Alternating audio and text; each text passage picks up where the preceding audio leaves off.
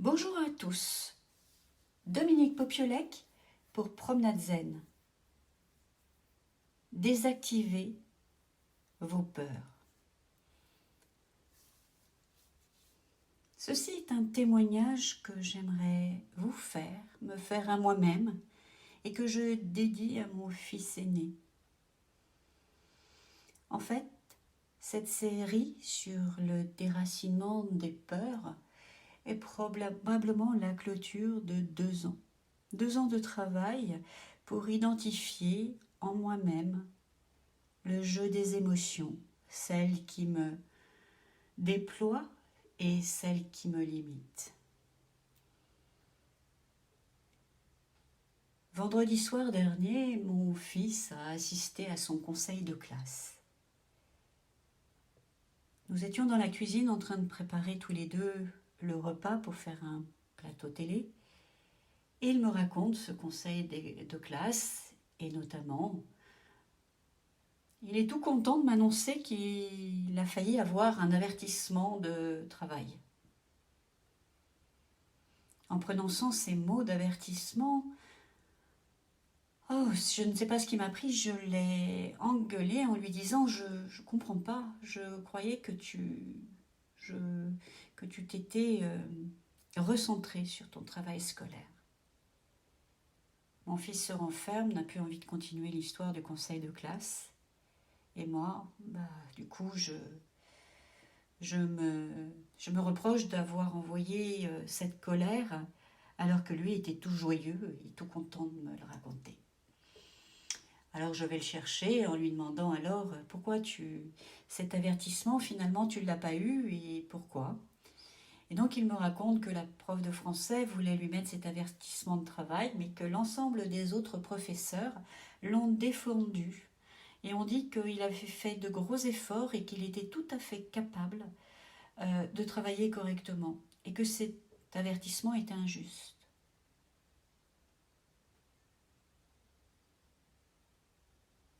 Et puis, cette discussion conclue, moi je suis restée avec cette question, mais pourquoi me suis-je agacée à cet avertissement finalement, lui il était tout joyeux, je pouvais m'attacher au côté joyeux de mon fils.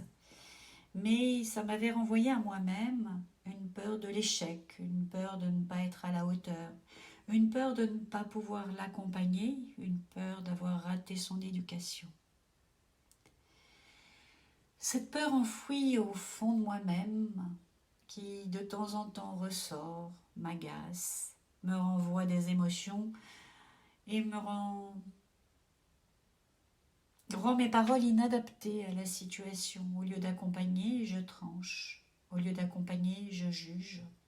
Ce côté-là que je combats depuis quelques années maintenant ressort de manière inopinée et bien souvent dans les moments où j'aimerais bien que ça ne sorte pas. Alors voilà, c'était un exercice. Déracinez vos peurs, désactivez vos peurs. Allez au centre de vous-même, là où ces émotions sont enfouies, enfermées. Allez ouvrir ce paquet cadeau où vous êtes vous-même au fond de cette boîte, enfermée, recroquevillée. Et en concentrant votre regard intérieur sur cette partie de votre corps, sur cette partie où l'émotion est bloquée, tendez la main à ce petit être recroquevillé, tapis au fond de cette boîte et relevez-le. En relevant cet être, c'est vous-même que vous relevez, c'est vous-même que vous déployez, c'est vous-même que vous accompagnez à être présent, présent à la situation, pas présent à une situation passée, mais présent là maintenant, avec toute votre force, avec toute votre liberté d'action. Cette liberté comme le pentagone que je vous ai présenté, ce pentagone c'est 12 faces, ce dodécaèdre c'est 12 pentagones, 12 opportunités, 12 regards que vous pouvez porter sur les choses. Et imaginez que ces 12 regards, ces 12 pentagones peuvent se démultiplier à l'infini. C'est autant d'opportunités de voir les choses différemment, autant de portes à ouvrir. Alors saisissez-en une, saisissez la vôtre, saisissez le chemin et faites un premier pas, car vous seul savez où est le chemin.